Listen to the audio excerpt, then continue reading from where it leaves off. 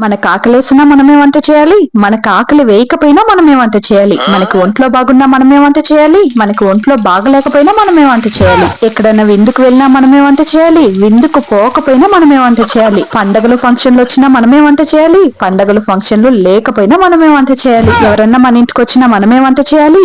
మనం వాళ్ళ ఇంటికి వెళ్ళినా మనమే వంట చేయాలి. అంతెందుకు సావాలి అని డిసైడ్ అయినా కూడా వంట చేసేసి సావాలన్నమాట. లేకపోతే సచ్చాక కూడా నిమ్మతుండదు కదా, బిడ్డలేం తిన్నారో, వాళ్ళేం చేశారో, వీళ్ళేం చేశారో అనేసి అక్కడ కూడా నిమ్మతుండదు అన్నమాట.